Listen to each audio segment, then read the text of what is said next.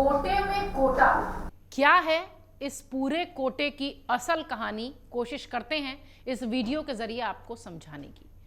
दरअसल बहुत सारे सवाल उठने लगे हैं जब से ये फैसला आया है। क्या आरक्षण व्यवस्था में बदलाव होने वाला है? आरक्षण में बदलाव से किसे फायदा होगा? आरक्षण पर सुप्रीम कोर्ट के फैसले पर आखिर क्यों इतनी बहस छिड़ी है? क्या अब पहले फायदा पा चुके लोगों को आरक्षण रिजर्वेशन नहीं दिया जाएगा? ये और ऐसे बहुत सारे सवाल आजकल चर्चा का विषय हैं, लेकिन इसके पीछे की वजह क्या है? सुप्रीम कोर्ट के जिस फैसले की वजह से ये सारी चर्चा शुरू हुई, उसके क्या मायने हैं? कोशिश करते हैं एक एक करके वो सब आपको समझाएं। सुप्रीम कोर्ट ने 1 अगस्त गुरुवार को आरक्षण पर एक बड़ा फैसला दिया। अपने ऐतिहासिक फैसले में अनुसूचित जाति और अनुसूचित जनजाति यानी एससी और एसटी के आरक्षण के तहत सब कैटेगरी मतलब वर्गीकरण करने की मंजूरी दे दी। यानी सुप्रीम कोर्ट के इस फैसले के बाद मौजूदा कोटे के अंदर भी नया कोटा बनाया जाएगा। इसके साथ ही कोर्ट ने एससी एसटी वर्ग के आरक्षण में से क्रीमी लेयर की पहचान करके बाहर किए जाने की क्रीमी लेयर्स को जरूरत पर जोर दिया। सुप्रीम कोर्ट के फैसले का यह मतलब निकालें तो बात यह है कि एससी एसटी वर्ग को मिलने वाले आरक्षण में उसी वर्ग के आरक्षण का लाभ पाने से वंचित रह गए वर्गों को लाभ देने के लिए उपवर्गीकरण यानी सब कैटेगरी बनाने की बात कही गई। इससे ऐसे समझिए कि एससी एसटी वर्ग की जो जातियां अभी ज्यादा पिछड़ी रह गई हैं, उन्हें आरक्षण का लाभ नहीं मिल पाया है, जिसकी वजह से सरकारी नौकरियां उन्हें पर्याप्त प्रतिनिधित्व उनका नहीं हो पा रहा है। उनको सब कैटेगरी या उपवर्गीकरण के जरिए उसी कोटे में प्राथमिकता दी जा सकेगी ताकि उसको भी बाकियों की तरफ फायदा मिल सके, यानी उन लोगों को भी बाकियों की तरफ फायदा मिल सके। अभी एससी के लिए 15% और एसटी के लिए 7.5% के आरक्षण की व्यवस्था है। अब राज्य सरकारें इसी 22.5% में से एससी और एसटी के उन कमजोर वर्गों को अलग से कोटा देंगी जिनका प्रतिनिधित्व तो बहुत कम है या लगभग न के बराबर है। 1 अगस्त को सुप्रीम कोर्ट की संविधान पीठ ने 6-1 के बहुमत से फैसला देकर यह साफ कर दिया कि राज्यों को आरक्षण के लिए कोटा के भीतर कोटा बनाने का अधिकार है, वो कर सकती है। यानी अब राज्य की सरकारें अनुसूचित जाति और अनुसूचित जनजाति श्रेणियों के लिए सब कैटेगरीज बना सकती हैं। राज्य विधानसभाओं को इसे लेकर कानून बनाने का भी अधिकार होगा। कोर्ट का यह भी कहना था कि सब कैटेगरीज का आधार उचित होना चाहिए। मुख्य न्यायाधीश DY Chandrachud, justice BR Gavai, justice Vikram Nath, justice Bela M Trivedi और जस्टिस पंकज मित्तल, इनके अलावा जस्टिस मनोज मिश्रा और जस्टिस सतीश चंद्र शर्मा की बेंच ने यह फैसला सुनाया है। राज्य सरकारों को कोटे के भीतर कोटा देने का अधिकार है। दरअसल संविधान पीठ ने अपने इस फैसले के साथ 2004 में ईवी चिन्नैया बनाम आंध्र प्रदेश के मामले में दिए गए फैसले को भी पलट दिया है, जिसमें यह कहा गया था कि राज्य सरकार आरक्षित कोटे में सब कैटेगरीज नहीं बना सकती। अभी संविधान पीठ ने जो फैसला सुनाया है वो पंजाब के मामले में सुनाया है। पंजाब सरकार ने 2006 में कानून बनाया था कि राज्य में एससी एसटी कैटेगरी के तहत मिलने वाले आरक्षण में 50% पहली प्राथमिकता के तहत वाल्मीकि और मजहबी सिखों को मिलेगा।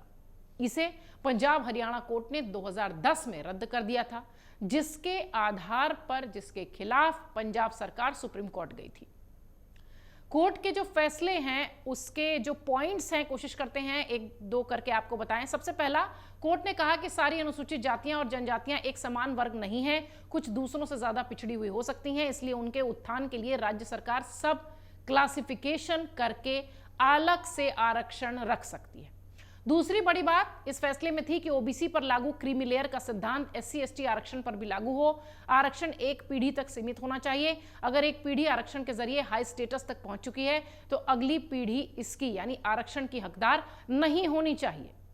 तीसरी बड़ी बात जो इस फैसले में थी, सरकार को क्रीमी लेयर की पहचान कर उन्हें आरक्षण की जो सीमा है उससे बाहर करने की नीति पर काम करना चाहिए। कोर्ट ने यहां तक कहा कि राज्य सरकारें इसका राजनीतिक फायदा नहीं ले सकती। मतलब साफ है कि राजनीतिक लाभ के लिए सब कैटेगरीज नहीं बना सकती। कोटे के अंदर कोटे से क्या होगा, अगर आपके जहन में यह सवाल आ रहा होगा तो इसका जवाब सुनिए। कोटा के अंदर कोटे का मतलब क्या है, इसकी चर्चा इस विषय से भी उठ रही है कि आखिर इस फैसले के बाद इतना बवाल क्यों है। दरअसल किसी वर्ग को आरक्षण के पहले से जो भी प्रतिशत आवंटित किया गया है उसके अंदर एक अलग वर्ग बनाकर आरक्षण के कुछ हिस्से को उस वर्ग को खासतौर से दे दिया जाए। ऐसा यह सुनिश्चित करने के लिए माना जाता है कि आरक्षण को समाज के सबसे पिछड़े और जरूरतमंद वर्गों तक भी पहुंचाया जाए, जो कि आरक्षण प्रणाली के तहत उपेक्षित हो गए हैं और शायद इसीलिए यह क्रीमी लेयर जैसा शब्द खूब चर्चा में था। इसका सबसे बड़ा लक्ष्य आरक्षण के बड़े समूहों के अंदर, यानी ये जो व्यवस्था है कोटे के अंदर कोटा, इसका जो सबसे बड़ा लक्ष्य है वो है बड़े समूहों के अंदर छोटे कमजोर वर्गों का अधिकार सुनिश्चित करना, ताकि आरक्षण का लाभ सभी को मिल सके। मतलब कि अनुसूचित जाति यानी एससी, अनुसूचित जनजाति यानी एसटी के भीतर लगभग समूहों को आरक्षण दिया जा सके, ताकि उन समूहों को ज्यादा प्रतिनिधित्व और लाभ मिल सके जो कि सामाजिक या आर्थिक रूप से ज्यादा वंचित है।